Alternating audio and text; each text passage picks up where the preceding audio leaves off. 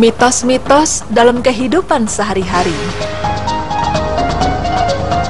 Pemirsa beriman, dalam kehidupan bermasyarakat, sering kita jumpai sebagian orang yang sangat mempercayai mitos-mitos yang beredar dalam kehidupan sehari-hari. Ya, mitos adalah suatu informasi mengenai suatu hal yang belum tentu dapat dibuktikan kebenarannya, namun telah beredar dari generasi ke generasi hingga hal tersebut pun menjadi diyakini kebenarannya.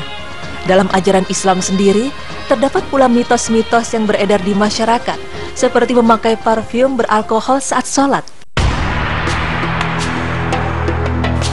Ya, banyak orang yang berpendapat bahwa memakai parfum yang mengandung alkohol saat sholat, maka sholatnya menjadi tidak sah. Namun, tahukah pemirsa bahwa anggapan tersebut tidaklah benar, karena memakai parfum yang mengandung alkohol pada saat sholat bukanlah suatu hal yang najis.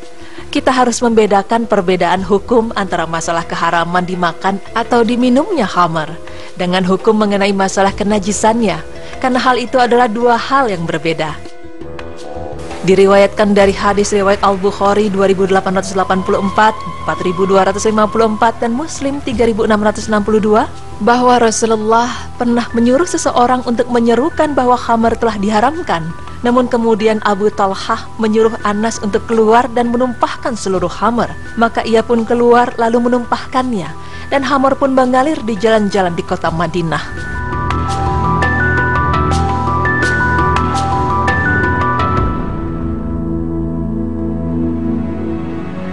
Pemirsa beriman, dari kisah tersebut maka dapat diartikan jikalau khamar najis, maka tentu jalan-jalan di kota Madinah akan menjadi kotor karena najis. Padahal Rasulullah dan para sahabat berjalan di jalan tersebut, dan Rasulullah tidak pernah menyuruh para sahabat untuk mensucikan jalan yang terkena khamar itu dengan menyiramkan air untuk mensucikannya.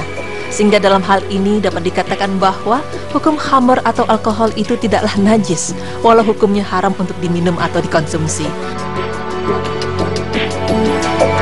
Ada pula mitos yang beredar di masyarakat mengenai larangan menggunting kuku dan rambut saat menstruasi bagi wanita. Mengenai hal ini, rupanya tidak terdapat riwayat yang melarang wanita haid untuk memotong kuku maupun rambutnya. Demikian pula tidak terdapat riwayat yang memerintahkan agar rambut wanita haid yang rontok untuk dicuci bersamaan dengan mandi wajib setelah haid. Syekhul Islam berkata bahwa terdapat hadis sahih dari Huzaifah dan Abu Hurairah radhiyallahu anhu bahwa Rasulullah saat ditanya tentang orang yang junub, kemudian beliau bersabda, sesungguhnya orang mukmin itu tidak najis, baik ketika hidup maupun ketika mati. Dan saya belum pernah mengetahui adanya dalil syariat yang memakruhkan potong rambut dan kuku ketika junub. Jadi pemirsa, mitos dalam masyarakat yang berkembang selama ini merupakan kepercayaan yang tidak berdasarkan ilmu yang pasti.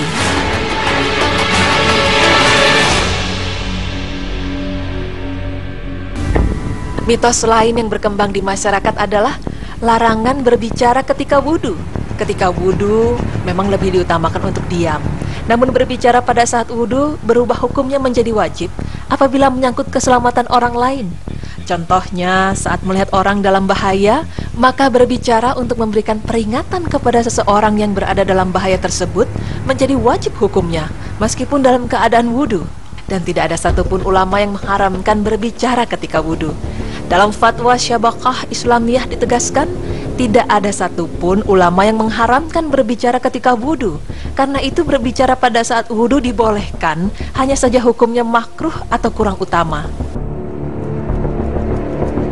Pemirsa beriman, itulah tadi beberapa mitos yang beredar. Mitos lain yang berkaitan erat dengan kehidupan di tengah-tengah masyarakat kita. Berikut adalah beberapa contoh mitos yang beredar dalam kehidupan sehari-hari yang hingga saat ini masih diyakini kebenarannya oleh masyarakat. Di antaranya adalah bayi keberatan nama. Ada sebagian orang yang mempercayai jika seorang bayi sering mengalami sakit, maka itu pertanda bahwa si bayi keberatan nama dan harus mengganti namanya. Mitos lainnya bahwa seorang ibu hamil tidak boleh melakukan kegiatan menjahit selama ia mengandung bayinya, karena konon bayinya akan mengalami cacat dari lahir. Berfoto bersama dalam jumlah ganjil. Sering pula kita mendengar bahwa janganlah berfoto dalam jumlah ganjil, karena salah satu dari yang difoto akan cepat meninggal. Dan biasanya orang yang berfoto di posisi tengah lah yang akan lebih dulu meninggal. Angka 13, angka sial. Banyak orang yang menghindari angka 13, ya karena ia mempercayai bahwa angka 13 adalah angka sial yang dapat membuat orang celaka. Mitos lain yang beredar dalam kehidupan sehari-hari adalah kita dilarang untuk bersiul di dalam rumah, konon katanya hal tersebut akan mengundang makhluk halus yang akan berbuat jahat. Pemirsa beriman, itulah beberapa contoh mitos-mitos yang tersebar di masyarakat. Dan masih banyak lagi mitos lainnya yang sampai saat ini masih diyakini kebenarannya oleh masyarakat. Namun bagaimanakah Islam memandang hal tersebut? Berikut penjelasannya.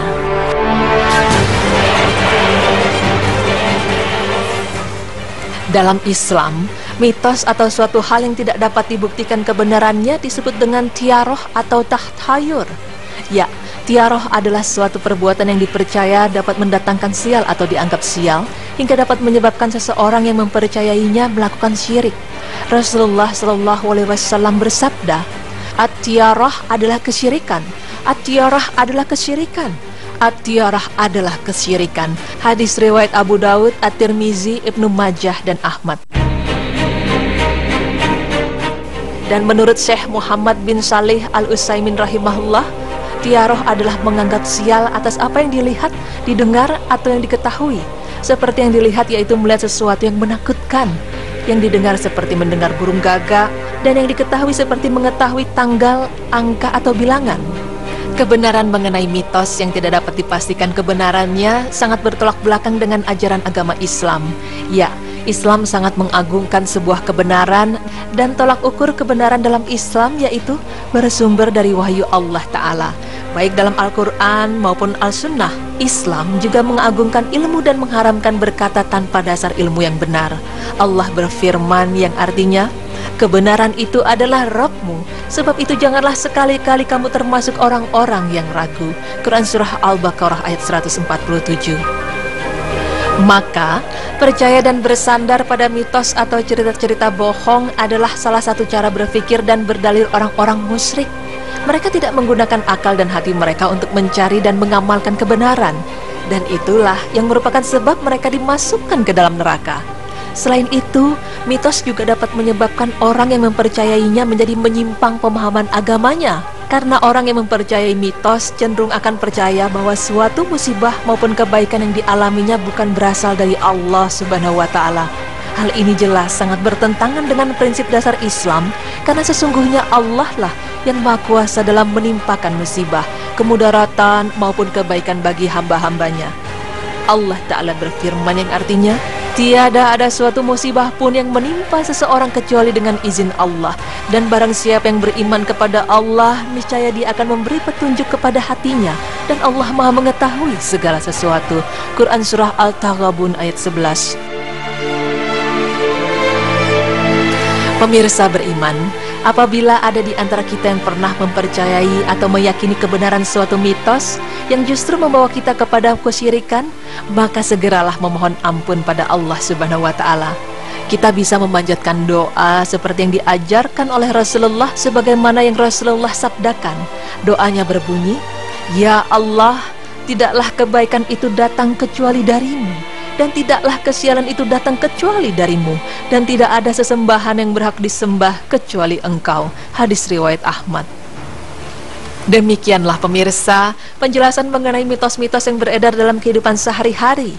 Kita sebagai umat muslim hendaknya tidak mempercayai mitos apapun yang telah beredar di tengah-tengah kita, apalagi jika mitos-mitos tersebut dapat menyeret kita kepada perbuatan syirik. Karena sungguh segala musibah maupun kenikmatan dalam hidup ini adalah merupakan ketentuan Allah Subhanahu wa Ta'ala.